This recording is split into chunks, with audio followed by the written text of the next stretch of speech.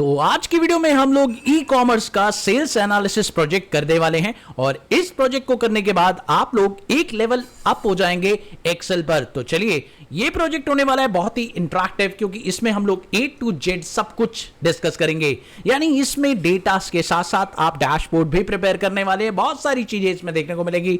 आप लोगों ने अगर पिछला प्रोजेक्ट नहीं देखा है जो सेल्स एंड रिटेल इंडस्ट्री का था, तो वो भी जाकर आप देख सकते हैं। ये है वो वीडियो, जाइए जरूर देखिए। लेकिन अगर आपको ई कॉमर्स में काम करना है और आपको उसका एनालिसिस सीखना है, तो ये वीडियो आप लोगों के लिए बहुत ही बेहतरीन है। तो चलिए शुरू करते हैं। दोस्तों, इस प्रोजेक्ट में ई कॉमर्स कंपनी का ऑनलाइन ऑर्डर्स दिया हुआ है और आपको उसे एनालिसिस करना है। जैसे कि Amazon, फ्लिपकार्ट, मीशो जैसी कंपनी का डेटा होता है। हम एक मेसी डेटा से शुरू करेंगे और एक प्रोफेशनल डैशबोर्ड तक पहुंचेंगे और बिजनेस के एक यूजफुल इनसाइट्स भी निकालेंगे। साथ में क्या मिल रहा है? रॉ डेटा मिल रहा है आप लोगों को। साथ में हम इस सॉल्व एक्सेल फाइल यहां पे निकालने वाले हैं और स्टेप बाय स्टेप आपको समझाएंगे कि ये कैसे होगा। तो चलिए शुरू करते हैं। सबसे पहले आपको यह बता दूं कि डेटा सेट में आपको कौन कौन से कॉलम मिलने वाले हैं। भाई यहां पर आपको order ID, order date, category, product, state, quantity, unit price, discount percentage, order status, payment mode, channel, order amount, ये सब मिलने वाला है। उसके अलावा आप लोगों को एक बात और बता दूं, क्योंकि ये डेटा सेट जो मैं आपको दे रहा हूं, ये मैंने खुद जानबूझकर मेसी बनाया है, ताकि मैं आपको इसके अंदर duplicate, extra spaces, case sensitivity और कुछ मिसिंग अमाउंट वाला जो प्रॉब्लम है वो सही करके दिखा सकूं। साथ ही टेक्स्ट के फॉर्मेट नंबर्स में ऊपर नीचे कर रखे हैं ताकि आप इसे क्लीनिंग सीख सकें। चलिए, समझ गए आप मेरी बात? तो दैट्स इट, यही हमारा डेटा सेट है। तो चलिए एक बार डेटा सेट को आपको दिखा देता हूं कि डेटा सेट कैसा है। तो ये लीजिए, आपका डेटा सेट कुछ इस तरह का दिखाई दे रहा है। ये है आपका एक कंप्लीट डेटा सेट। अब हम लोग इसे जरा एक बार प्रॉपर तरीके से ओपन कर लेते हैं। ऑल्ट OCA हमने किया और जैसे ही हमने ऑल्ट OCA किया, आप देख सकते हैं ये डेटा सेट कुछ इस तरह का दिखाई दे रहा है ना? चलिए, अब दोस्तों सबसे पहला स्टेप इस डेटा सेट पर आपको क्या करना है? तो सबसे पहला स्टेप है डेटा को इंपोर्ट करना और उसको सही तरह से सेटअप करना। तो आपको क्या करना होगा? सिंपल काम, सबसे पहले अपना डेटा सेट सिलेक्ट करिए, डेटा को टेबल में कन्वर्ट कर दीजिए। रॉ डेटा आप लोगों को मिल गया है और उसे टेबल में कन्वर्ट करने का काम आप क्या करेंगे भैया? आप ही करेंगे ना। तो यहां पर आपको क्या करना है भैया? इस रॉ डेटा को टेबल में कन्वर्ट कर देना है। इसको सिलेक्ट करिए, कंट्रोल T से लीजिए, कंट्रोल T से ये डेटा टेबल में कन्वर्ट हो जाएगा। ओके प्रेस करिए और now you will see that the data is converted in the table. तो अब ये टेबल में कन्वर्ट हो चुका है। साथ ही एक काम और करना है, इस टेबल को एक नाम दे दीजिए जो कि है ऑर्डर्स नाम की टेबल। That's it. तो आपने दो काम कर लिए। इसे टेबल में कन्वर्ट करने के लिए कंट्रोल T प्रेस किया और साथ में इस टेबल का नाम आपने ऑर्डर रख दिया है। चलिए आगे बढ़ते हैं। तो नेक्स्ट स्टेप में हम लोग ऐसा क्यों कर रहे हैं? बेसिकली टेबल का यूज करने से नया ऑर्डर ऐड होने पर फॉर्मूला और डैशबोर्ड अपने आप अपडेट हो जाते हैं। याद रखिएगा, अगर आप किसी डेटा पे टेबल बना ले तो ये फायदा आपको मिल सकता है। इसीलिए टेबल बनाना बहुत ही ज्यादा बेनिफिशियल आपके लिए रहता है। चलिए आगे बढ़ते हैं। पार्ट 2 की बात करते हैं। दोस्तों पार्ट 2 में आप ई कॉमर्स डेटा को हमेशा एक गंदा डेटा आपको मिलता है, पहले सिर्फ साफ करना जरूरी है, तभी आप इसे एनालिसिस कर सकते हैं। तो चलिए शुरू करते हैं। सबसे पहला स्टेप है डुप्लीकेट हटाओ। भाई सीधी सी बात है, डेटा को सिलेक्ट करो और डेटा टैब में जाकर रिमूव डुप्लीकेट को ओके प्रेस करो। तो चलिए देखते हैं यहां पर ये कैसे होगा। तो इसके लिए आप सिंपल क्या करें भैया? डेटा टैब के ऊपर जाएं। ये देखिए डेटा नाम का टैब आपको दिखाई दे रहा है। तो उसके लिए आप डेटा टैब पर जाएं और यहां पर आपको रिमूव डुप्लीकेट का ऑप्शन दिखाई देगा। जस्ट इस पे करिए क्लिक करने के बाद सिलेक्ट कर सकते हैं सारे कॉलम और सारे कॉलम सिलेक्ट करके ओके प्रेस कर दीजिए। That's it. और आप देख सकते हैं यहां पर आपको दिखा रहा है कि 12 डुप्लीकेट वैल्यूज है और 1100 यूनिक वैल्यूज है इस डेटा सेट के अंदर। That's it.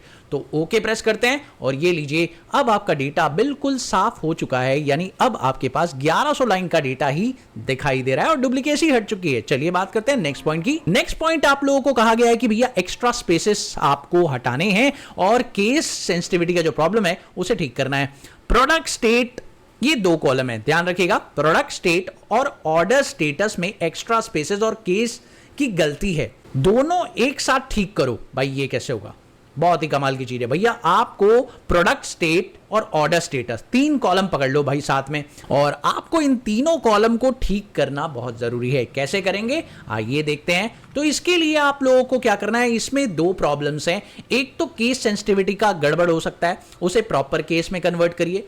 दूसरा जो गड़बड़ है इसमें स्पेसेस का प्रॉब्लम है, तो दोनों ही ठीक करने हैं आपको। तो क्या करें भैया, इसके लिए हम लगाएंगे यहां पर राइट साइड में जाएंगे और लगाएंगे एक फॉर्मूला। जी हाँ, ये हमें 3 कॉलम पे करना है जी। कौन कौन से? प्रोडक्ट पे, स्टेट पर और ऑर्डर स्टेटस पे करना है। तो यहां पर हमें एक फंक्शन लगाना पड़ेगा जिसका नाम है भाई प्रॉपर नाम का फंक्शन। नाउ प्रॉपर नाम का फंक्शन हमने लगाया और उसके अंदर हम ट्रिम नाम का फंक्शन लगा देंगे, जिससे कि ये प्रॉपर भी हो जाएगा और इसमें से एक्स्ट्रा स्पेसेस भी हट जाएंगे। तो उसके लिए हमने सेल सिलेक्ट कर लिया, दैट इज प्रोडक्ट, और प्रोडक्ट सेल सिलेक्ट करके ब्रैकेट क्लोज किया, नाउ हिट एंटर। ठीक है, ये काम कर दिया हमने एक कॉलम के साथ। सिमिलरली यही काम हमें दूसरे कॉलम के साथ भी करना है, तो इसे हम कॉपी कर लेते हैं और यहां पर हमें एक तो हमने D2 कॉलम के साथ किया है, लेकिन दूसरा जो कॉलम है हमारा, इसके अंदर हम लोग यहां पे फॉर्मूला पेस्ट करते हैं and now the column name is E2। ठीक है, तो ये भी आपको करना है और तीसरा जो कॉलम है वो भी आपको यहां पे सही करना होगा और तीसरा कॉलम आपका है I2, तो यहां पर आप I2 कर दें। That's very simple as that. ठीक है, तो आपने 3 कॉलम को सही कर लिया है। अब भाई सीधा सा काम आपको करना है, इस पूरे डेटा को सिलेक्ट करिए, मतलब इन तीनों सेल को सिलेक्ट करिए और लास्ट में चले जाइए दोस्तों। लास्ट में जाने के बाद आपको अपने डेटा के एंड में पहुंचना है और एंड में पहुंचने के बाद आप लास्ट तक शिफ्ट के साथ होल्ड कीजिए और सिलेक्ट कर लीजिए। जी हाँ, शिफ्ट होल्ड कीजिए और सिलेक्ट कर लीजिए, दैट्स इट। उसके बाद आपका लास्ट तक डेटा सिलेक्ट हो जाएगा और करना है Ctrl+D। तो आप देखिए ये पूरा कॉलम सही हो चुका है, यानी तीनों कॉलम ठीक हो गए। अब क्या करना है? अब सिंपल काम करना है, इसे करना है कॉपी। पहले कॉलम को कॉपी कीजिए और कॉपी करने के बाद भैया उस कॉलम पे जाइए। कौन सा कॉलम था? प्रोडक्ट का कॉलम। तो प्रोडक्ट कॉलम में Ctrl+Alt+V के साथ इसे वैल्यू पेस्ट कर दीजिए। ठीक है, ये सही हो गया। दूसरा कॉलम जाइए भैया, यहां पर इसको सिलेक्ट कीजिए, कॉपी कीजिए और फिर उसके बाद यहां पर सेम वही काम फिर से करना है। इस बार स्टेट वाला कॉलम सिलेक्ट करना है, उसके बाद Ctrl+Alt+V के साथ वैल्यू पेस्ट इसमें भी कर देना है। ठीक है, ये भी सही हो गया। उसके बाद तीसरा जो कॉलम है वो आपका डिलीवरी वाला है, ऑर्डर स्टेटस वाला, इसे भी करेंगे कॉपी करने के बाद फिर से जाएंगे आप उसी कॉलम में जो ऑर्डर स्टेटस वाला कॉलम है, उस पे आ गए और Ctrl+Alt+V के साथ वैल्यू पेस्ट कर देंगे। ठीक है, तो ये तीनों कॉलम अब ठीक हो चुके हैं और अब आपके लिए ये कॉलम बकवास हो गए, इसको डिलीट कर सकते हैं, कोई प्रॉब्लम नहीं है। नाउ डिलीट दैट और अब आपके 3 डेटा बिल्कुल सिंपल तरीके से क्लीन कर दिए गए हैं। चलिए बात करते हैं नेक्स्ट पॉइंट की। तो दोस्तों हमारा केस सेंसिटिविटी वाला प्रॉब्लम सॉल्व हो चुका है। नेक्स्ट पॉइंट आपका आता है टेक्स्ट नंबर को रियल नंबर बनाओ। जी हां, कभी कभी नंबर्स टेक्स्ट की तरह स्टोर होते हैं, लेफ्ट अलाइन दिखते हैं, जिसे सम, एवरेज गलत आते हैं। वैल्यू से ठीक करो। भाई ये क्या प्रॉब्लम है? जी हाँ, यही है एक असली प्रॉब्लम। तो इसे कैसे ठीक करेंगे? भाई अगर आपके पास कोई टेक्स्ट नंबर वाला कॉलम है, ऐसा आपको दिखता है, चलिए मैं आपको दिखाता हूं। तो देखिए दोस्तों, ऐसा प्रॉब्लम आ सकता है किसी भी एक पर्टिकुलर सेल के अंदर। आप देखिए, इसके बारे में मैं थोड़ा गाइड कर देता हूं आपको। समटाइम्स ऐसा होता है, जो मैं बताने की कोशिश कर रहा हूं। देखिए दोस्तों, ऐसा होता है, जैसे आपको मैं अब दिखाता हूं। ये देखिए दोस्तों, यहां पर ये नंबर लिखा हुआ है, ठीक है, और अगर मैं यहां पर इस नंबर के साथ एक और नंबर लिख दूं, अब देखिए क्या प्रॉब्लम आ रही है। ऊपर वाला टेक्स्ट है और नीचे वाला नंबर है, पर ये ऐसा क्यों है? रियलिटी में अगर आपको इसे रियल चेक करना है तो मैं आपको बताना चाहूंगा ऐसा कैसे हो रहा है कि एक कॉलम आपका नंबर है और एक कॉलम आपका टेक्स्ट है। तो इसे समझने के लिए बड़ा सिंपल सा मेथड है कि आप लोग सबसे पहले किसी सेल में P लिखिए, यानी अपना एक टेक्स्ट लिखिए, और किसी सेल में एक नंबर लिखिए। तो आप एक चीज नोटिस करेंगे कि जब आप टेक्स्ट लिख रहे हैं तो वो आपको लेफ्ट साइड में अलाइन मिल रहा है, लेकिन अगर आप एक नंबर लिखते हैं तो वो राइट साइड में अलाइन मिलता है। इट मीन दैट कि अगर आप इसमें सम फॉर्मूला लगाते हैं और आप इन दोनों का सम करते हैं तो there will be the problem कि भैया वो इसको जोड़ता ही नहीं है। ओके, नाउ अब प्रॉब्लम यह है कि आप इसे ठीक कैसे करेंगे। जी हाँ, कभी भी आपके पास अगर ऐसी समस्या आए कि भैया आपके डेटा सेट में कुछ डेटा तो न्यूमेरिक हैं लेकिन कुछ डेटा आपके टेक्सचुअल हैं, तो आप इस केस में क्लीनिंग का इशू कैसे सॉल्व करेंगे दोस्तों, ध्यान से समझ लीजिएगा, क्योंकि ये एक एरर आपके सामने आ सकती है। क्योंकि अभी तो ये एरर नहीं है इस डेटा के अंदर, लेकिन फिर भी ये आ जाए तो आप कैसे करेंगे। तो इसके लिए बड़ा सिंपल सा स्टेप है। आपको क्या करना है भैया, आपको इक्वल्स टू लगाना है, इस सेल को सिलेक्ट करना है, मल्टीप्लाई 1 कर दीजिए। जी हाँ, मल्टीप्लाई 1 करने से देखिए भाई आपका प्रॉब्लम सॉल्व हो चुका है। अब आप चेक करिए ये कॉलम आ गया। उसके बाद आपको करना क्या भैया, इसको कॉपी करिए, इस सेल में आइए, कंट्रोल ऑल्ट वी के साथ इसे पेस्ट करिए, वैल्यू और एंटर मारिए और ये लीजिए प्रॉब्लम सॉल्व हो गया। ठीक है, तो ये सारे के सारे डेटा क्या बन गए भैया, एक नंबर फॉर्मेट में बन गए। अब आप चाहें तो इसका सम कर लें, कोई प्रॉब्लम नहीं होगी, सम आ जाएगा। That's a magic. तो याद रखिए जो मैंने तरीका बताया है वही तरीका आपको फॉलो करना है कि आपकी प्रॉब्लम सॉल्व हो जाएगी और आपका डेटा क्लीन हो जाएगा। आई थिंक ये बात आपको समझ में आ चुकी होगी कि इस तरह का प्रॉब्लम भी आप सॉल्व कर पाएंगे। चलिए देखिए दोस्तों, बात करते हैं नेक्स्ट प्रॉब्लम की, और नेक्स्ट प्रॉब्लम और भी ज्यादा इंपॉर्टेंट हो जाती है आपके लिए। मिसिंग ऑर्डर अमाउंट भरो। भाई सीधी सी बात है, कुछ ऑर्डर्स का अमाउंट खाली है, यूज क्वांटिटी, प्राइस और डिस्काउंट से दोबारा निकालो। भाई देखो यहां पर आपके लिए सबसे बड़ा चैलेंज क्या है, अमाउंट कॉलम खाली है। अब आपको पता है भैया अमाउंट कॉलम खाली है और इट मींस, चलो एक बार चेक करते हैं कि अमाउंट कॉलम खाली क्यों है। तो लेट्स सी, मैं आपको दिखाना चाहूंगा यहां पर जब आप ब्लैंक को सर्च करते हो, फॉर एग्जांपल आपने यहां पे ब्लैंक का फिल्टर लगा दिया, सारा डेटा अनसिलेक्ट कर दिया और अमाउंट कॉलम में सिर्फ आपने ब्लैंक डेटा दिखाया। तो आप देखिए भाई ब्लैंक डेटा जब आप दिखा रहे हैं तो आप लोगों को यहां पे क्या दिखाई दे रहा है, यहां पर आपको दिखाई दे रहा है एक बहुत ही मेजर सा प्रॉब्लम। और वो मेजर प्रॉब्लम है कि भैया आपको यहां पे डिस्काउंट वाले कॉलम में तो परसेंटेज दिखाई दे रहा था, लेकिन actually there is a big problem कि आप यहां पे अमाउंट निकालेंगे कैसे। ये अगर आप लोगों को नहीं पता तो मैंने पिछली वीडियो में भी दिखाया था कि कैसे होगा। तो चलिए इसके बारे में दोबारा बात कर लेते हैं। तो इसे ठीक करने का सबसे सही तरीका क्या है, तो सबसे पहला काम आप एक काम करिए, इसको हटाइए और प्रॉपरली पहले डिस्काउंट कॉलम को ठीक कीजिए, क्योंकि डिस्काउंट कॉलम की समस्या आपको यहां पे दिखाई दे रही है। तो चलिए अब उसको सही करते हैं। सबसे पहले हम क्या करेंगे, इस डेटा को, ये जो डिस्काउंट है इसे हम डिवाइड कर देंगे किसके साथ, 100 के साथ। जी हमने इसे 100 के साथ डिवाइड किया और देखिए भैया क्या आ गया, हमारे पास वो कॉलम आ गया जो कि हमारा रियलिटी चेक बता रहा है। भाई परसेंटेज में हमें दिख गया, ठीक है, और हम इसे लास्ट तक फिल आउट कर देंगे। जी हाँ, हम इसे लास्ट तक फिल आउट कर देंगे। तो यहां पर हम लोगों ने इसे लास्ट तक सिलेक्ट कर लिया और कंट्रोल डी प्रेस कर दिया। आप देखिए ये लास्ट तक फिल आउट हो चुका है, ठीक है। अब आप इसे कॉपी करिए और कॉपी करने के बाद आप इस कॉलम में आइए, कंट्रोल ऑल्ट वी के साथ इसे पेस्ट करिए, वैल्यू, दैट्स इट। अब आपका प्रॉब्लम सॉल्व हो जाएगा। और अब आपको सिंपल क्या काम करना है दोस्तों, इस कॉलम को डिलीट कर दीजिए। कॉलम डिलीट करने के बाद इस कॉलम को सिलेक्ट कीजिए और इसे परसेंटेज में कन्वर्ट कर दीजिए। जैसे ही आप परसेंटेज में कन्वर्ट करेंगे, now you will see that the problem is solve. जी हाँ, अब आपको यहां पे परसेंटेज दिखाई दे रहे हैं और प्रॉपर तरीके से आपको परसेंटेज मिल रहा है। कोई प्रॉब्लम वाली बात है ही नहीं इस डेटा में, जहां पर परसेंटेज है वहां पर शो हो रहा है, ठीक है, तो नो इशू। चलिए अब आपको क्या करना है भैया, अमाउंट को फिल करना है। तो पहले आप अमाउंट को ओपन करिए। तो यहां पर आपको ब्लैंक सेल्स को खोलना पड़ेगा, सारे ब्लैंक सेल्स को ओपन कीजिए। ये लीजिए ब्लैंक सेल्स ओपन करिए और अब आपको यहां पे फॉर्मूला लगाना है। जी हाँ, अब आपको फॉर्मूला लगाना है, क्योंकि ये कैलकुलेट नहीं हुआ है तो आपको फॉर्मूला क्या लगाना है। ये फॉर्मूला अगर आपको नहीं पता कैसे लगा तो भैया इस फॉर्मूले को मैंने पिछली वीडियो में फिर से समझाया था, एक बार जाकर जरूर देखिएगा पिछली वीडियो, बट फिर भी मैं आपको यहां दोबारा समझा देता हूं। अगर कोई सिर्फ यही वीडियो देख रहा है तो उसे समझा देता हूं। देखिए भाई सिंपल सी बात है, क्वांटिटी को रेट से मल्टीप्लाई कीजिए। जी हाँ, क्वांटिटी को यूनिट प्राइस से मल्टीप्लाई कीजिए। मल्टीप्लाई करने के बाद आपको क्या करना है, एक रूल लगाना है कि भैया जो भी आंसर आएगा उसको आपको माइनस करना है। जी हाँ, आपको उस आंसर को माइनस करना है किसके साथ, quantity into rate into discount, that's it. ये वाला फॉर्मूला आपको लगाना है, वेरी सिंपल एज दैट।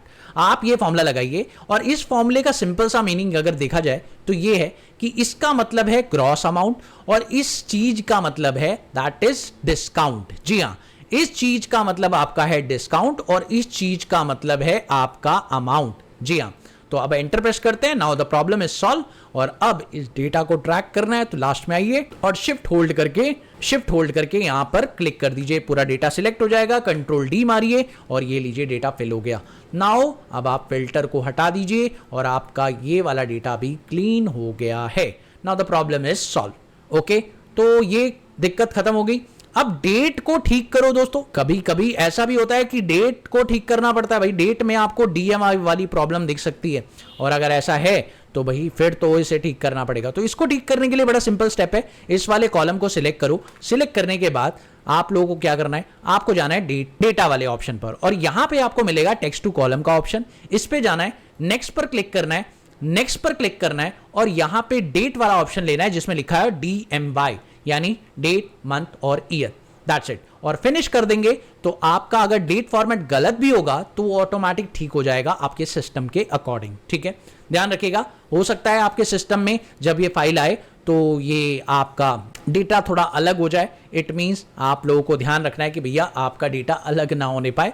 तो सही करने का एक तरीका मैंने आपको बता दिया। चलिए दोस्तों, तो दोस्तों ये समझ गए आप लोग कैसे काम करना है, तो प्रॉपर तरीके से मैंने आपको समझा दिया। चलिए दोस्तों बात करते हैं, हेल्पर कॉलम्स बनाने बहुत जरूरी हैं दोस्तों। डेटाज में आपको हेल्पर कॉलम इसलिए चाहिए बिकॉज आपको इनसाइट्स के लिए बहुत ज़्यादा मदद मिलती है।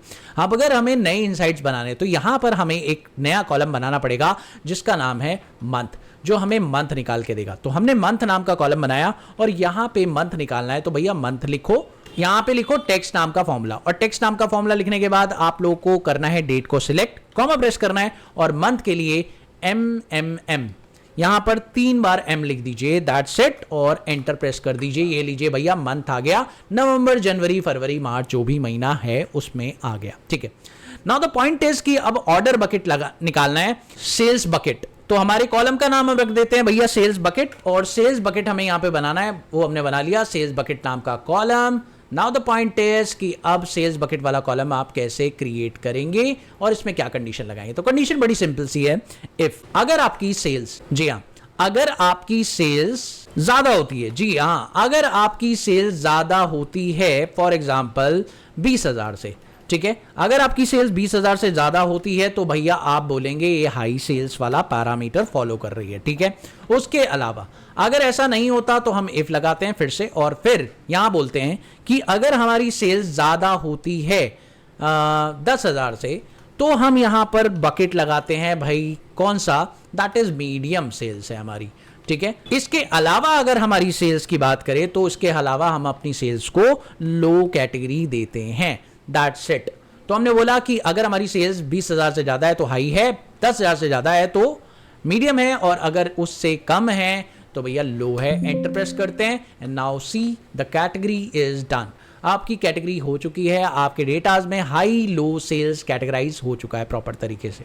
ठीक है, तीनों तरह का डेटा आपको दिखाई दे रहा है, आप किसी को भी ऊपर नीचे कर सकते हैं अपने अकॉर्डिंग, जैसा आपको ठीक लगे। जी हाँ, तो इस तरह से आप सेल्स बकेट बना सकते हैं अपना। और चलिए बात करते हैं नेक्स्ट पॉइंट की। नेक्स्ट पॉइंट में आप लोगों को फॉर्मूला एनालाइज करना है। अब ये सारे फॉर्मूले आपको निकालने हैं। तो फॉर्मूला एनालिसिस का जवाब ये है, आपको एनालिसिस नाम की एक शीट बनानी पड़ेगी और उस पर ये सारे के सारे प्रॉब्लम सॉल्व करने हैं। तो चलिए, एनालिसिस नाम की शीट बनाने के बाद आप लोगों को सबसे पहले उस एनालिसिस शीट पर क्वेश्चंस प्लेस करने हैं। जी नाउ दोस्तों, अब हम लोग को निकालना है टोटल ऑर्डर्स कितने हैं। तो इसके लिए हम लोग क्या लगाएंगे, सिंपल आप लोग का फॉर्मूला है काउंट ए, और आपको यहां पे इज इक्वल्स टू काउंट ए लगाना है। और काउंट ए लगाने के बाद आपको ऑर्डर आईडी वाला कॉलम, ऑर्डर टेबल से जो हमारी ऑर्डर टेबल है उससे कौन सा कॉलम सिलेक्ट करना है, ऑर्डर आईडी। तो यहां देखिए बड़ा कमाल का फॉर्मूला है, यहां पर आप लोग जो फॉर्मूला लगा रहे हैं ना, इसे कंडीशनल मैपिंग बोलते हैं। जी हां, आपको मैपिंग कॉन्सेप्ट का यूज करना है। मैपिंग कॉन्सेप्ट का बड़ा कमाल का यूज है, आपको शीट पर जाने की बिल्कुल भी जरूरत नहीं है। आप देखिए,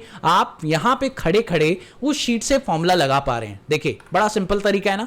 और दूसरा, टोटल रेवेन्यू जानना है, तो टोटल रेवेन्यू के लिए आपको ऑर्डर अमाउंट लेना होगा, सम ऑफ ऑर्डर अमाउंट। तो यहां पर आपको सम लगाना है, और सम लगाने के बाद ऑर्डर वाला डेटा, उस पे स्क्वायर ब्रैकेट स्टार्ट कीजिए, और अमाउंट वाला कॉलम देखिए यहां पे कहां पर है, उसे ट्रेस कर लीजिए, ये लीजिए ऑर्डर अमाउंट, और स्क्वायर ब्रैकेट बंद करिए, ब्रैकेट बंद करिए, and now see that the total amount आप लोगों को मिल चुका है। आपको शीट पर जाने की जरूरत नहीं है, उस शीट पर जाए आप प्रॉब्लम को सॉल्व कर पा रहे हैं। इसको बोलते हैं डेटा मैपिंग कॉन्सेप्ट। जी हां, अगर आपको एक्सेल में डेटा मैपिंग कॉन्सेप्ट आता है ना, तो भाई इससे आप बड़ी जल्दी काम कर सकते हैं। आपको उस शीट पर कहीं पे भी जाने की जरूरत नहीं है। आपने टेबल क्रिएट किया है, टेबल की प्रॉपर्टी का इस्तेमाल मैं आपको करके दिखा रहा हूं कैसे काम कर रहे हैं। एवरेज निकालना है भैया ऑर्डर अमाउंट का, तो चलिए यहां पे एवरेज लगाएंगे, और ऑर्डर अमाउंट का एवरेज निकालना है तो ऑर्डर वाला डेटा और ऑर्डर अमाउंट यहां पे ट्रेस करा, और ये लीजिए bracket close. Now see that the average of the order amount, that's very simple. अब यहां पे निकालना है काउंट इफ। काउंट इफ निकालना है, डिलीवरीज ऑर्डर, डिलीवर्ड ऑर्डर है ना, डिलीवर्ड कितने हो गए हैं, तो दो कॉलम चाहिए होंगे अब आपको, स्टेटस और दूसरा स्टेटस में डिलीवर्ड, है ना, ये चीज चेक करनी होगी। तो हम यहां पे काउंट इफ भी ऐसे ही लगा सकते हैं, आपको उस शीट पर जाने की बिल्कुल भी जरूरत नहीं है। तो सबसे पहले रेंज सिलेक्ट करनी है, तो ऑर्डर डेटा से आप कौन से कॉलम को सिलेक्ट करेंगे, तो ऑर्डर डेटा से आप ऑर्डर स्टेटस वाले कॉलम को सिलेक्ट करेंगे और यहां पे अपना क्राइटेरिया मेंशन कर देंगे। क्राइटेरिया क्या है, डिलीवर्ड, तो यहां पे आपने डिलीवर्ड क्राइटेरिया मेंशन कर दिया और ब्रैकेट क्लोज किया। Now see that the 554 orders are there. बिना उस शीट पर जाए हम काम कर रहे हैं और देखिए कितना मैजिकल काम हो रहा है। अब कितने ऑर्डर कैंसिल हो चुके हैं ये हमें पता लगाने हैं, तो उसके लिए आप लोगों को स्टेटस कैंसिल देखना है। तो इस फॉर्मूले को फिर से आप कॉपी करते हैं एंड नाउ इस फॉर्मूले को यहां पर पेस्ट कर देते हैं और इस फॉर्मूले में आप बता देते हैं कैंसिल कितने हैं। तो यहां पर आप अपना स्टेटस लिख दीजिए कैंसल्ड। तो जैसे ही आप लिखेंगे तो देखिए आपको कैंसल्ड स्टेटस वाले जितने भी ऑर्डर्स थे वो पता चल गए। यूपीआई से कितना रेवेन्यू आया है ये आपको पता लगाना है, तो आप लोग यहां पे पे और यूपीआई और अमाउंट तीन कॉलम को ट्रेस करेंगे, पे, यूपीआई और अमाउंट। तो कितना रेवेन्यू आया है ये पता लगाना है, तो तीन कॉलम लेने पड़ेंगे, सम इफ लगाना पड़ेगा और अब आपको यहां पे का कॉलम चाहिए। तो ऑर्डर वाली टेबल से आपको पे वाला कॉलम चाहिए, तो पे वाला column that is payment mode, ठीक है। और पेमेंट मोड में आप लोगों को कौन सा मोड चाहिए भैया, यूपीआई, तो यूपीआई मोड ले लिया। और आपको क्या निकालना है जी, आपको अमाउंट निकालना है, तो आप यहां पे ऑर्डर अमाउंट, ऑर्डर वाली टेबल से आप अमाउंट वाला जो कॉलम है उसे ट्रेस करेंगे, ऑर्डर अमाउंट। जी हाँ, इसको आपने ट्रेस किया। Now the sum range is this, भैया यूपीआई हो गया क्राइटेरिया और सम रेंज आपको पता चल गया। आपको कहीं पे भी जाने की जरूरत नहीं है उस शीट पर। आप देखिए यहां पर मैंने खुद ही सिलेक्ट कर लिया, that is the range, that is the criteria, that is the sum range. That's very simple as that. App versus website order, भैया ऐप से ऑर्डर कितने आए हैं, वेबसाइट से कितने आए हैं ये काउंट करना है। मोबाइल ऐप देखनी होगी, तो चलिए एक बार चेक करते हैं ऐप वर्सेस मोबाइल ऑर्डर्स के बीच में जो है कंपैरिजन चेक करना है। तो यहां पे आप लोग लगाएं is equals to count if नाम का फंक्शन एंड नाउ जैसे ही आप काउंट इफ लगाएंगे यहां पर आपको ऑर्डर वाला डेटा लेना है। तो ऑर्डर वाला डेटा आपने ले लिया, उसके अंदर आपको कौन सा कॉलम लेना है, दैट इज चैनल, चैनल वाला कॉलम आप ले लीजिए। और चैनल वाले कॉलम में आपके पास क्या है, मोबाइल ऐप, तो यहां पर आप मोबाइल ऐप लिख दीजिए। जैसे ही आप मोबाइल ऐप लिखेंगे तो यहां पर आपको बेसिकली मोबाइल ऐप से मिलने वाले सारे ऑर्डर्स मिल जाएंगे। जी हाँ, और वेबसाइट से जो ऑर्डर मिले हैं वो भी हैं क्या, तो आप चेक कर सकते हैं। यहां पर वेबसाइट और मोबाइल को कंपेयर करना है तो आप एक काम कर सकते हैं, आप इसके बगल में वेबसाइट वाला भी निकाल सकते हैं। तो यहां पर मैंने 9 से तो 259 order for a website this is, और ये जो ऑर्डर्स हैं पर्टिकुलरली फॉर रिलेटेड, ये देखिए ये वेबसाइट्स के हो गए और ये आपके मोबाइल चैनल्स के हो गए। तो देखिए बहुत ही सिंपल टेक्निक के थ्रू आपने ये काम कर लिया। चलिए इलेक्ट्रॉनिक्स का रेवेन्यू आपको पता करना है, तो ये कैसे होगा, तो इसके लिए आपको कॉलम कौन सा लेना है, यहाँ पे आपको कैटेगरी का कॉलम लेना है। तो यहाँ पे सम इफ का फॉर्मूला लगेगा और सबसे पहला कॉलम आएगा कैटेगरी। तो यहाँ पे ऑर्डर वाली टेबल की बात कर रहे हैं और स्क्वायर ब्रैकेट लगाएंगे और यहाँ पे कैटेगरी वाला कॉलम सिलेक्ट करेंगे और स्क्वायर ब्रैकेट क्लोज करके कॉमा लगाएंगे, अपना क्राइटेरिया बताएंगे कि इलेक्ट्रॉनिक्स है। तो इलेक्ट्रॉनिक्स क्राइटेरिया आपने दे दिया, कॉमा प्रेस करके अब आपको ऑर्डर वाली टेबल में आपको अमाउंट वाला कॉलम लेना है। तो ऑर्डर अमाउंट यहां पे ट्रेस कर देंगे और ब्रैकेट स्क्वायर ब्रैकेट क्लोज करके ब्रैकेट बंद करेंगे और now you will see that the electronics total amount is there. आप देख सकते हैं कि मैं उस शीट पर जाए बिना ये काम कर लिया। This is called the data mapping concept. अगर आप लोगों को नहीं पता है तो भैया ये बहुत ही कमाल की चीज है, टेबल के साथ ये काम करती है। तो आई थिंक ये समझ में आ गया होगा। तो चलिए दोस्तों, इंपॉर्टेंट फंक्शन समझो। Count a non empty cells को गिनता है भाई टोटल ऑर्डर्स में अगर आपको निकालना है। सम इफ एक कंडीशन पर टोटल निकालता है। काउंट इफ एक कंडीशन पर गिनती करता है, एवरेज सभी अमाउंट को एवरेज करता है। That's very simple as that. ये तो आपको बखूबी पता होगा। चलिए तो फर्स्ट ऑफ ऑल चलिए अब बात करते हैं नेक्स्ट और बहुत ही ज़्यादा इंपॉर्टेंट सेक्शन की, जो कि है भैया पिवट टेबल। और यही है सबसे मेन, क्योंकि इसी के बेसिस पर आपका डेटा जो है डैशबोर्ड क्रिएट करेगा। तो चलिए दोस्तों अब इसे हम क्रिएट करते हैं। तो now see that the next part that is pivot table. तो हम यहाँ पर बनाने वाले हैं पिवट टेबल नाम का एक शीट और इस पर हम अपना पिवट्स क्रिएट करेंगे अलग अलग तरह का। तो चलिए सबसे पहला पिवट हमारा है कैटेगरी वाइज रेवेन्यू। तो यहाँ पे हमारा पहला पिवट कैटेगरी वाइज रेवेन्यू है जो कि हमें इस डेटा से बनाना है।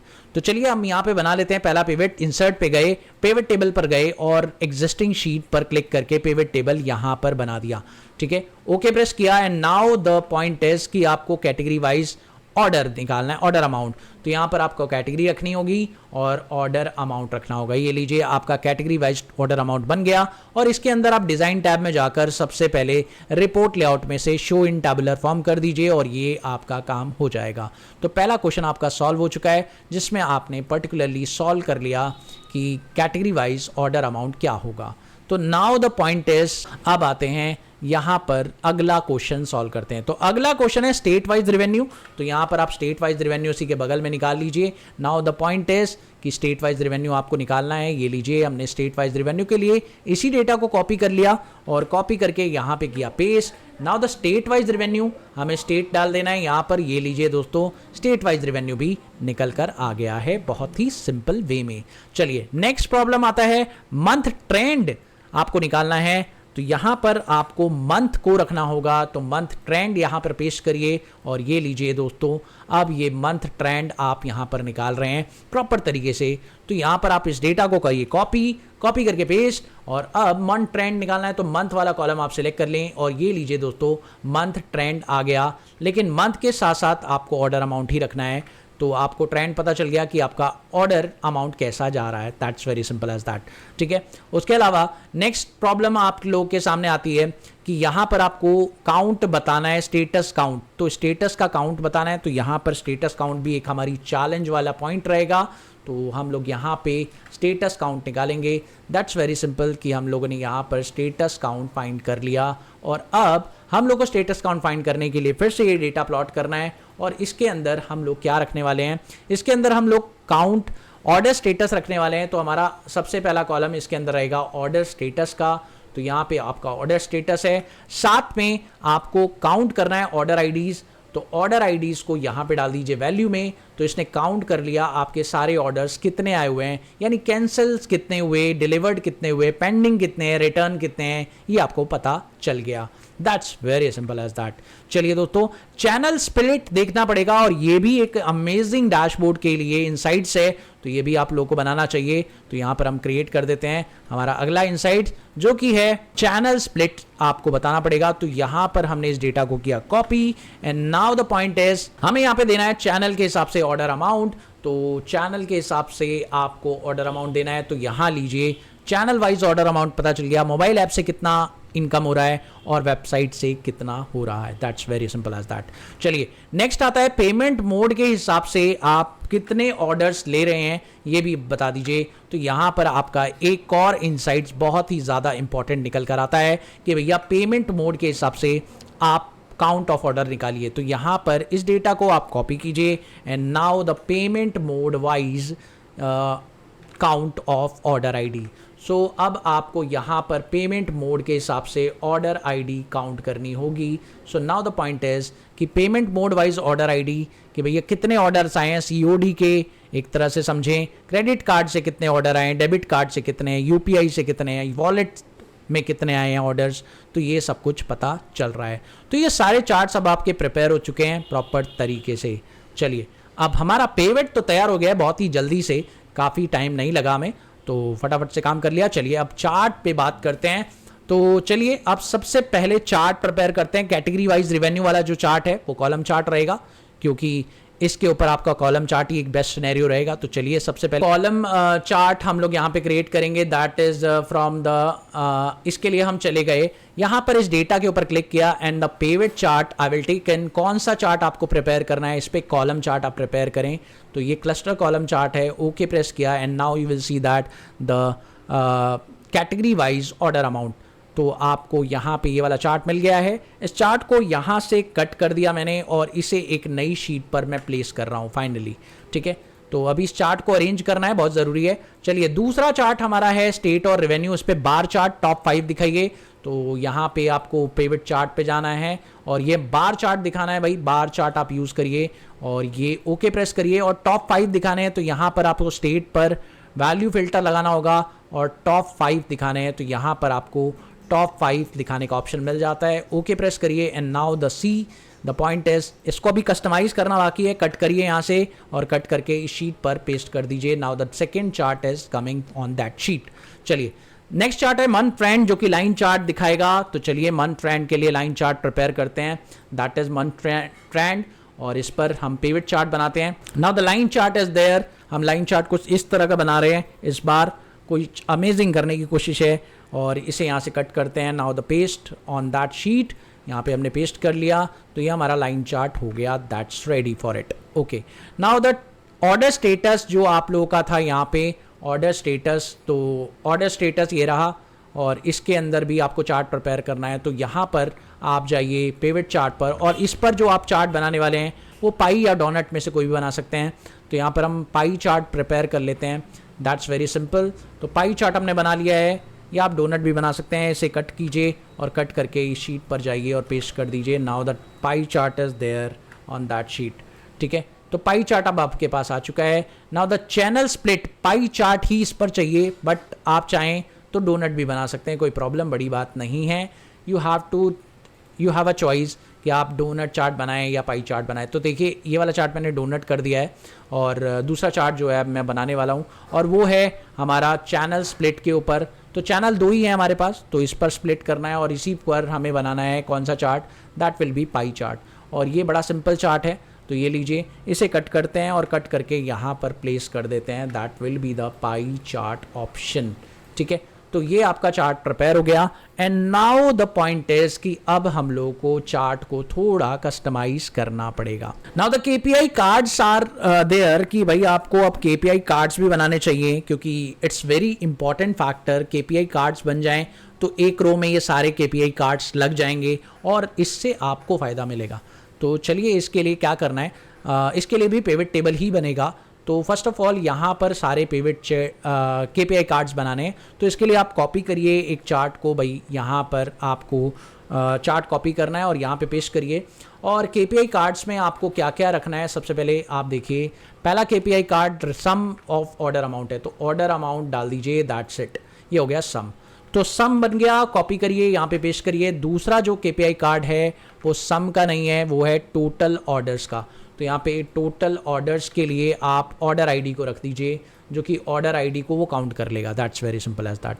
तीसरा केपीआई कार्ड आप लोगों का है यहाँ पर एवरेज ऑर्डर अमाउंट, तो यहाँ पे आपको एवरेज ऑर्डर अमाउंट रखना है। तो ऑर्डर अमाउंट को डाल दीजिए, और इसका एवरेज राइट क्लिक प्रेस करके समराइज वैल्यू पे जाइए और एवरेज निकाल दीजिए। तो एवरेज ऑर्डर अमाउंट आ गया है, ठीक है। और अगर बात करें चौथा केपीआई कार्ड, तो चौथा केपीआई कार्ड भी आपके पास यहीं पर है अवेलेबल। तो वो आप क्या बनाएंगे भाई, डिलीवर्ड ऑर्डर। तो डिलीवर्ड कितने हुए हैं ये आपको पता लगाना है। तो इसके लिए सिंपल कर सकते हैं, डिलीवर्ड ऑर्डर्स के लिए आपको केपीआई कार्ड बनाना है, स्टेटस डिलीवर्ड बनाना है। तो ये केपीआई कार्ड कैसे बनेगा, तो इसके लिए आप लोगों को यहाँ पे पर्टिकुलर कैटेगरी रखनी है कि आप लोगों को डिलीवर्ड डाल देना है, पेमेंट स्टेटस। ऑर्डर स्टेटस में आप लोगों को डिलीवर्ड बताना है ना, तो यहाँ पर आप ऑर्डर स्टेटस डाल दीजिए, दैट्स वेरी सिंपल। और ऑर्डर स्टेटस में आप सिर्फ डिलीवर्ड को दिखाइए, सारे नहीं दिखाने, और ऑर्डर स्टेटस इसमें भी डाल दीजिए। ये हो गया काउंटिव। अब सिर्फ डिलीवर्ड का दिखाना है, तो यहाँ पर आप सारे हटा दीजिए, सिर्फ डिलीवर्ड का डाल दीजिए, बाकी सब यहाँ से हटा दीजिए। तो ये जो केपीआई कार्ड आप देख रहे हैं, अब ये बन गया है डिलीवर्ड का, that's very simple as that. तो मतलब अब आपका KPI card, this is for only delivered status, ठीक है। तो ये केपीआई कार्ड आपको दिखा रहा है डिलीवर्ड स्टेटस का। अब जब भी इसमें चेंजेस आएगा तो ऑटोमेटिकली आपके चार्ट्स में भी चेंजेस आएगा, that's very simple as that. तो ये आपका केपीआई भी क्रिएट कर दिया मैंने, और 4 केपीआईज आपके बन चुके हैं, काउंट का, ऑर्डर अमाउंट का, और ये डिलीवर्ड का भी केपीआई बन चुका है। चलिए दोस्तों, अब अगर बात करें तो स्लाइसर्स इंसर्ट करना पड़ेगा आपको। हाँ बिल्कुल सही बात है, बट एक बार केपीआई को आप लोगों को अपने शीट यानी डैशबोर्ड वाली शीट पर तो डालना ही पड़ेगा ना। तो केपीआईज को डालने का तरीका क्या है, तो पहले इसको एडजस्ट कर लेते हैं थोड़ा सा, इसको चार्ट्स को थोड़ा सा नीचे की तरफ एडजस्ट कर लेते हैं। जैसे कि चार्ट आप अपने केपीआईज यहाँ पे बना सकते हैं। भाई केपीआईज बनाने के लिए सबसे पहले आपको सेक्शंस बनाने पड़ेंगे, बॉक्सेस बनाने पड़ेंगे, वो तो ठीक ही है। बाकी यहाँ पर आपके तो चारों KPIs के लिए सबसे पहले हमें चाहिए होगा इस शीट को व्यू पे जाकर सबसे पहले ग्रिड लाइन्स हटा देते हैं। तो ग्रिड लाइन हटाने के बाद थोड़ा लुक अच्छा हो जाता है और अब 4 KPIs यहाँ पे बनाने हैं। हमें चाहिए एक शेप और शेप को हम लोग यहाँ पे सिंपल लेंगे और थोड़ा सा लुक वाइज अच्छी शेप ले लेंगे ताकि जो हमारा KPI है थोड़ा वेल शेप दिखे। यहाँ पर हमने KPI के लिए एक शेप ले लिया है कि भाई इस शेप में हमारा KPI आना चाहिए। That's very simple as that. और इसके अलावा हम यहाँ पर इसे कॉपी करते हैं and now the another one this one and copy paste and now the this one is another one. और इसे थोड़ा सा कस्टमाइज़ करना ज़रूरी है दोस्तों ताकि ये थोड़ा सा बेहतरीन लगे देखने में। और आपको पता है कि चार्ट्स जब तक इफ़ेक्टिव नहीं लगते तब तक मज़ा नहीं आता, तो आपको इफ़ेक्टिव चार्ट क्रिएट करने चाहिए। उसके अलावा आप देखिए यहाँ पर अब सबसे पहला काम आपको क्या करना है, उस KPI का जो वैल्यू है वो यहाँ पर आ जाना चाहिए। इंसर्ट में जाकर अब आपको टेक्स्ट बॉक्स लेने होंगे। तो टेक्स्ट बॉक्स अब आपको बनाने हैं। यहाँ पर आप टेक्स्ट बॉक्स बनाइए। टेक्स्ट बॉक्स में पहला टेक्स्ट बॉक्स आप लोगों का है किस चीज़ का, यहाँ पे आपको लेना है दैट इज़ सेल्स। तो ऑर्डर अमाउंट नाम का आपका पहला KPI बन रहा है, तो यहाँ पर आप ऑर्डर अमाउंट डाल दीजिए और इसका जो बैकग्राउंड है वो थोड़ा ठीक कीजिए। नाउ द पॉइंट इज़ कि आप यहाँ पे शेप पे जाइए और फिल में से नो फिल कर दीजिए और इसका जो साइज़ है वो थोड़ा सा एडजस्ट कीजिए। तो नाउ द पॉइंट इज़ कि ये आपका ऑर्डर अमाउंट वाला सेक्शन आ चुका है यहाँ पर। और now you will see this is the order amount section और ये हमारा ऑर्डर अमाउंट हो गया। अभी इसका थोड़ा सा फॉर्मेटिंग बाकी है, इसको थोड़ा सेंटर लाइन करिए।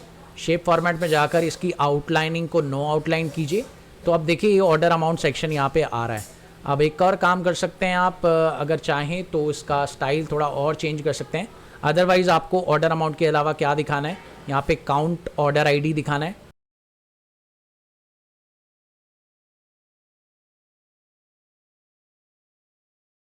तो ये KPI भी बन गया। अब दोस्तों एक काम और करना है, यहाँ पे इसको कॉपी करके पेस्ट करिए और अब इस सेक्शन में यहाँ पे अब आपको गेम खेलना है। यहाँ पे क्या करना है, यहाँ पे आपको फॉर्मूला बार में जाना है और फॉर्मूला बार में जाकर इक्वल साइन लगाकर आपको इस शीट पर आना है और ये वाला सेल दे देना है। ठीक है, इस वाले सेल को देने के बाद आप देखेंगे ऊपर गेट डेटा दिखा रहा है, लेकिन आप इसके बगल वाले सेल पर क्लिक करें। आपको ये वाला सेल ट्रेस करना है, ध्यान रखिएगा। तो पेविट टेबल नहीं चाहिए, गेट डेटा पेविट टेबल नहीं चाहिए। आप लोगों को यहाँ पे क्या चाहिए, आपको सेल का रेफरेंस चाहिए। यहाँ पे इस सेल का नाम क्या है, इस सेल का नाम I19 है। तो आपको अभी J19 पे क्लिक किया है मैंने, एंटर प्रेस किया। अभी देखिए यहाँ पर कुछ भी नहीं आ रहा। तो अगर आप इसमें चेक करेंगे तो जो आपका आंसर आ रहा होगा वो कुछ भी नहीं आ रहा होगा, बट आपको यहाँ पे I19 टैग करना है। ठीक है, तो आपने I19 टैग किया। नाउ द पॉइंट इज अब आप चेक करें तो I19 जैसे ही आपने टैग किया तो वैल्यू आपकी आ गई है। नाउ द पॉइंट, अब आपको इसे फॉर्मेट करना है।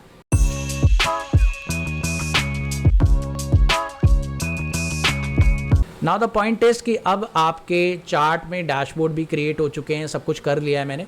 नाउ अब इसके बाद एक काम और बचा है दोस्तों। वो काम क्या है, इस चार्ट में स्लाइसर्स की कमी है, वो आपको लगानी है। टाइटल सबके ठीक करने हैं, ये भी आपका मेन काम है, तो वो भी सही करिएगा। थोड़ा सा मैं इसको कस्टमाइज़ करूँगा तभी आपको ये ज़्यादा बेटर लगेगा। तो कस्टमाइज़ कैसे करना है ये ज़रूरी है। तो इसके लिए हम लोग डैशबोर्ड पे जाएंगे और यहाँ पे एक और जो है हम टेक्स्ट बॉक्स क्रिएट करेंगे। नाउ द पॉइंट इज़ कि ये हमारा ई-कॉमर्स सेल्स एनालिसिस डैशबोर्ड के हेडर्स तैयार हो चुके हैं।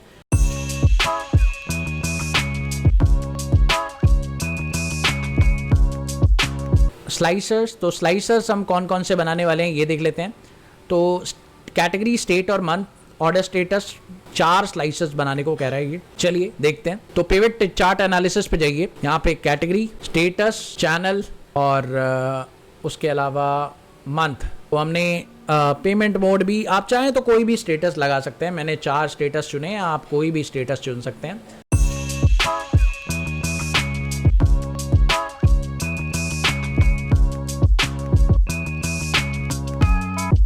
नाउ अब आप इसको एक काम करेंगे भैया, आपने एक भी स्लाइसर पे क्लिक किया, सारे स्लाइसर को कनेक्ट करना है। स्लाइसर्स पे क्लिक करिए, रिपोर्ट कनेक्शन पे जाइए, सारे पेविट जितने भी बने हुए हैं सारे पिवट्स के साथ इसे कनेक्ट कीजिए। ओके दोस्तों, now the chart is connected. अभी देखिए बहुत सारी चीज़ें अभी भी बाकी हैं, जैसे टाइटल्स अभी ठीक नहीं है, तो टाइटल्स आपको ठीक करना चाहिए। सबका टाइटल आप ठीक कर सकते हैं, ये भी एक काम है। फिलहाल चलिए चार्ट को इस लेवल तक मैंने बना दिया है, आप और कस्टमाइज करिए चार्ट को।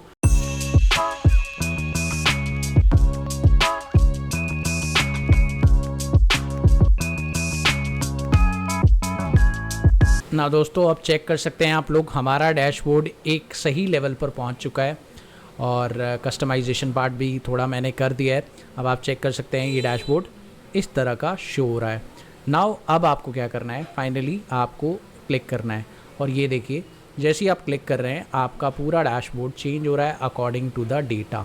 जैसे ही आप बता रहे हैं उसके अकॉर्डिंग आपका डेटा चेंज हो रहा है और फाइनली आपको पूरा डैशबोर्ड इस तरह से शो हो रहा है। तो देखिए इस तरह से आपका पूरा डैशबोर्ड आपके हाथ में है। आप किसी भी डैशबोर्ड को किसी भी मूवमेंट पे कहीं पे भी चेंज कर सकते हैं। ठीक है, आई थिंक इस डैशबोर्ड से आपको काफ़ी सारी क्लैरिटी मिली होगी और आपको पता चला होगा कि कितना अमेजिंग होता है डैशबोर्ड को क्रिएट करना और उसके अकॉर्डिंग अपने एनालिसिस को करना। और इस तरह से अगर आपको डैशबोर्ड दिखाई दे रहा है तो आई थिंक अब आप इससे और अच्छे और बेहतरीन, अभी तो मैंने लुक वाइज इसे बहुत अच्छा काम नहीं किया है, बट हाँ एक क्रिएटिव डैशबोर्ड हमारे सामने आ चुका है जिसमें आपको काफ़ी सारे फीचर्स मिल चुके हैं और अब आप एक नए चैलेंजेस के साथ तो यूज़ कर ही सकते हैं इसको। तो फाइनली डैशबोर्ड से कहानी बनाई, आपको बताया कि डैशबोर्ड क्या है, एक्शन बनाना है, कौन सी कैटेगरी सबसे ज़्यादा, तो इनसाइट से आप लोगों को ये बताना पड़ेगा कौन सी कैटेगरी सबसे ज़्यादा रेवेन्यू दे रही है, उस पर फोकस बढ़ाओ। रिटर्न पर कैंसल कितना रेट कितना है, ज़्यादा हो रहा है या नहीं हो रहा, डिस्क्रिप्शन ठीक करो। आपसे ऐप से ज़्यादा ऑर्डर आ रहे हैं या नहीं आ रहे, ऐप ऑफर से पुश नोटिफिकेशन बढ़ाओ। कौन सा स्टेट टॉप है वहाँ फास्ट डिलीवरी और मार्केटिंग करो। सीओडी ऑर्डर्स ज़्यादा हैं तो रिटर्न ज़्यादा हैं। ठीक है, प्रीपेड पर डिस्काउंट दो कि कस्टमर ज़्यादा से ज़्यादा प्रीपेड करें और रेट ऑफ रिटर्न कितना है ये भी पता लगाओ अपने ई कॉमर्स डैशबोर्ड में, क्योंकि इसकी एनालिसिस पर ये कॉन्सेप्ट भी आपके लिए बहुत ज़्यादा इंपॉर्टेंट हो जाता है। अब दोस्तों इंटरव्यू के क्वेश्चंस क्या आ सकते हैं इसके ऊपर, तो भाई सम इफ्स और सम इफ्स में क्या डिफरेंस है ये बताइए। ई कॉमर्स में कौन सा 2 मैट्रिक्स सबसे ज़्यादा इंपॉर्टेंट होता है, ट्रिम और प्रॉपर कब यूज़ होते हैं, वैल्यू फंक्शन क्या करता है, और स्लाइसर और फिल्टर में क्या अंतर है, रिटर्न रेट ऑफ रिटर्न कैसे कैलकुलेट करते हैं, फैशन कैटेगरी का टोटल रेवेन्यू निकालो, रिटर्न रेट परसेंटेज का केपीआई बनाओ, टॉप 5 स्टेट का बार चार्ट बनाओ, COD versus prepaid revenue compare करो, डैशबोर्ड में पेमेंट स्लाइसर ऐड करो, जो कि मैंने कर ही दिया है, आप लोगों को दिखाया है। ठीक है, तो आई थिंक अब आपको पता चल चुका है। तो बढ़िया, आपने एक पूरा e commerce dashboard analysis project बना लिया है, मैसी डेटा से लेकर इंटरैक्टिव डैशबोर्ड तक और बिजनेस इनसाइट तक। ये डेटा आप अपने रिज्यूम, अपने पोर्टफोलियो के लिए परफेक्ट है, बहुत ही सिंपल। आप लोग याद रखिए, क्लीनिंग सबसे जरूरी है, वैल्यू ट्रिम प्रॉपर मास्टर करो, ई कॉमर्स में रिटर्न कैंसिल रेट हमेशा देखो, इनसाइट्स के साथ हमेशा एक्शन सजेस्ट करो और सीखते रहो। गाइड ऑफ मैट देखते रहो। मिलते हैं अगली वीडियो में एक और नई कंटेंट के साथ। Bye bye.